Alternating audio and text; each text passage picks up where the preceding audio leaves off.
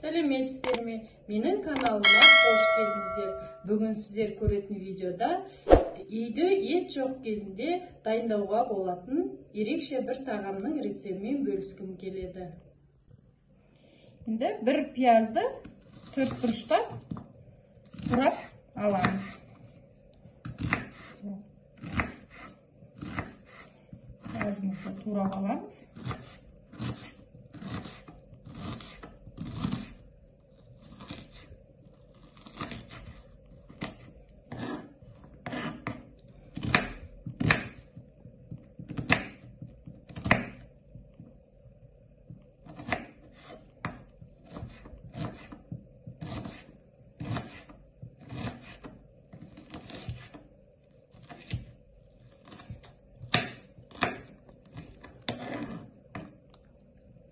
Сақтап турап аламыз.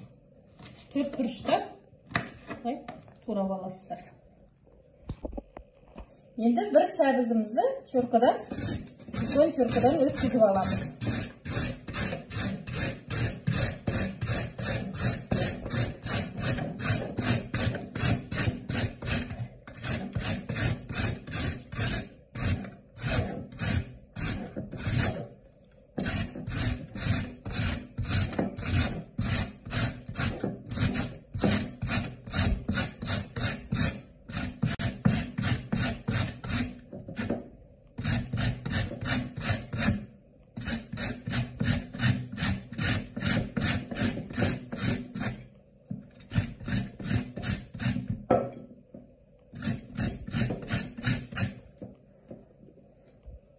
Сәбізді осылай өткізіп аламыз.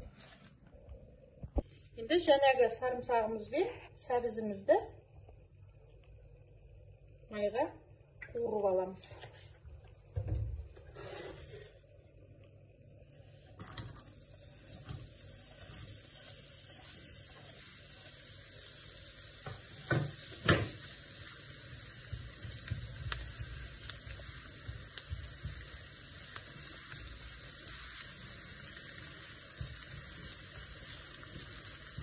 Жақсылап майға қуырып аласыздар.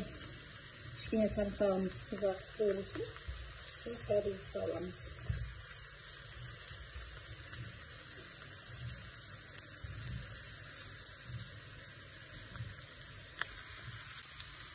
Пиязымыз әбден қуырылды. Енді осының үстіне сәбізімізді саламыз.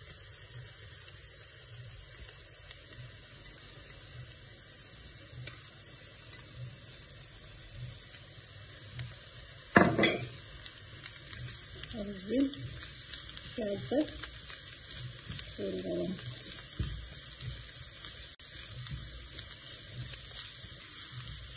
Енді оған мөлшерлеп тұзымыз салып,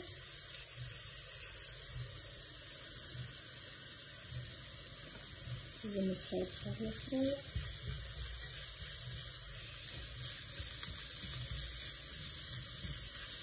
Енді кептірілген көкпияз, паприка, қарабұрыш. Енді өздеріңіз білесіздер, салмай қоюға да болады көкпияз. Болмаса петроваларды қайсылмайды, соны өздеріңіздің мағандарыңызды салуларыңызға болады.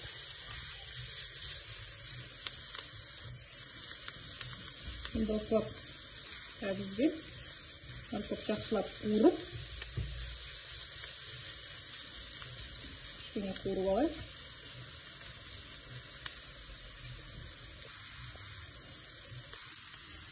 Морковымызбен, сәбізімізбен пиязымыз қуырылып болды.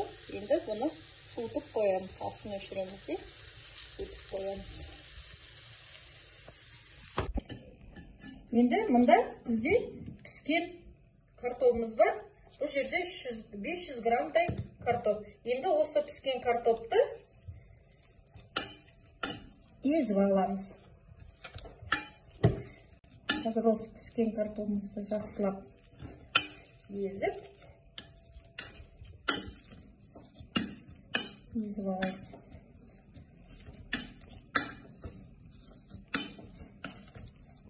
Бұл жерде бір 3 средний картоп 500 граммға 500 грамм болады. Суға сырып аламыз. Осылай езіп шығамыз. Картопымыз осылай езіп алдық. Жаңағы езбек картопымыз салып, енді осының үстіне мына жерде менде 200 грамм күріш суға пісіріп аласыздар. 200 грамм күрішке 300 мл суды құйып пісіріп аламыз. Енді осыға піскен күрішімізді жаңағы картопымызға сап аламыз.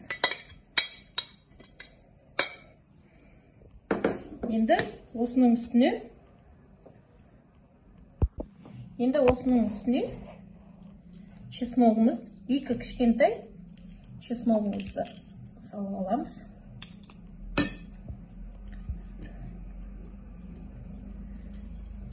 Екі бас чеснок.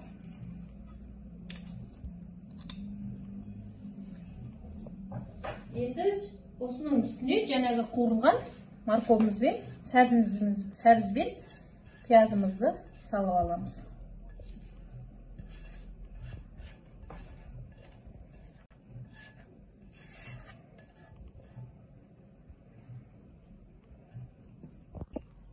Енді осыған кішкене тұзымызды салып алайық.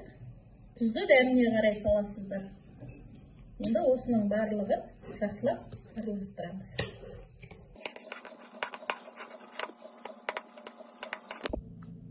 Енді барлығын қасықпен алып, томалақтап аламыз. Видеодағыдай осылай томалақтап аламыз.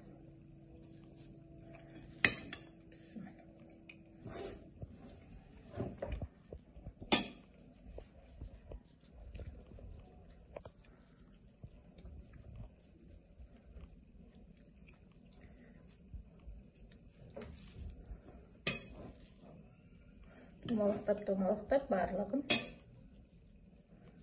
осылай жасап аламыз. Барлығын осылай томалатып жасап аламыз. Енді екінші салмамызды жасайық.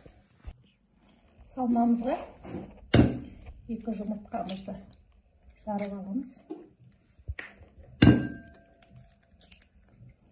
Осы 2 жұмыртқамызға 200 грамм айран.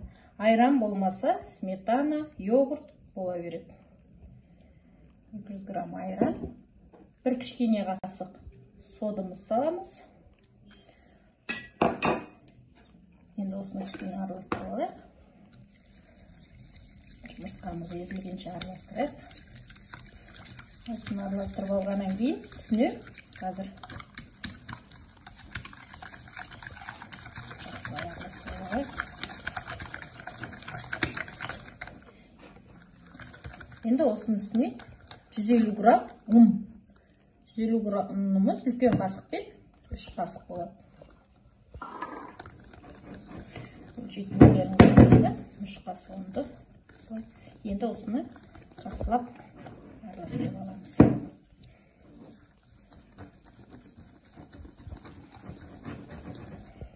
Ұнымыздың кесек болып қалмау үшін осылай жақсылап араластырып алайық.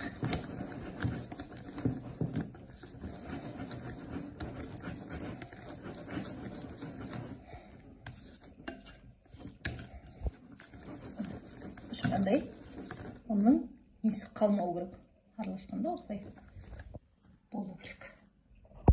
Енді жаңағы котлетімізді осылай салмамызға салып аламыз. Салмамызға салып қуырамыз.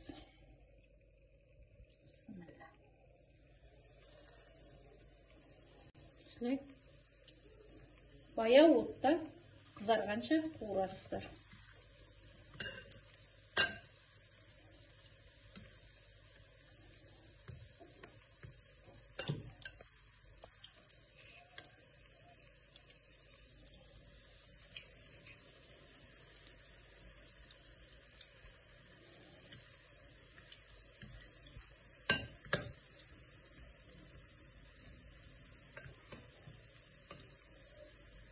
Қызарғанша бәрін жақсылап ақырын отқа қуырып отырасыздар.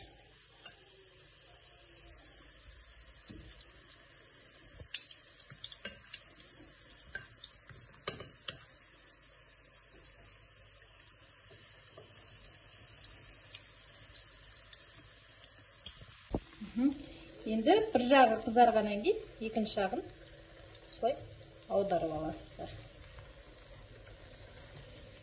Барлығын қызартып, баяу отта пісіреміз.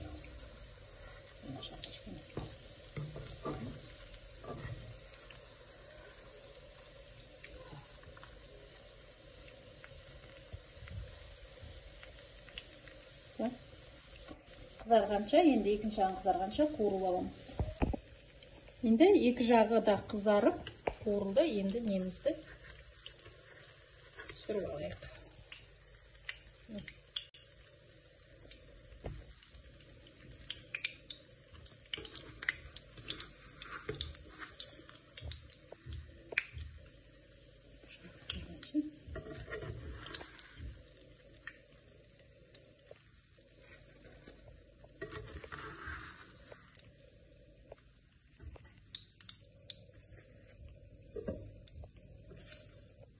Келесі.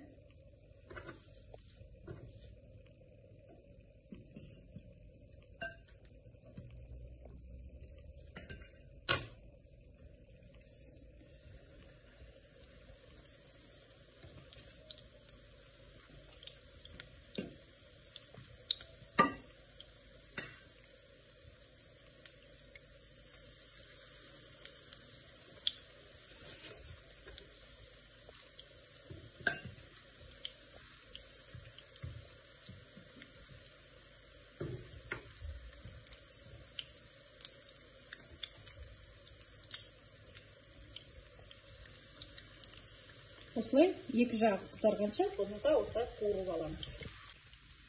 Енді келесі жағын аударып алайық.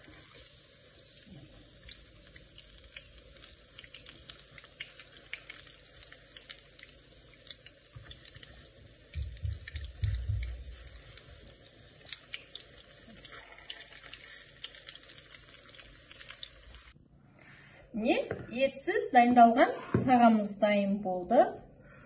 Менің видеом ұнап жатса, қазақша каналымды қолдап, лайк басып, комментарий жазып, подписка қалдыруды ұмытпаңыздар.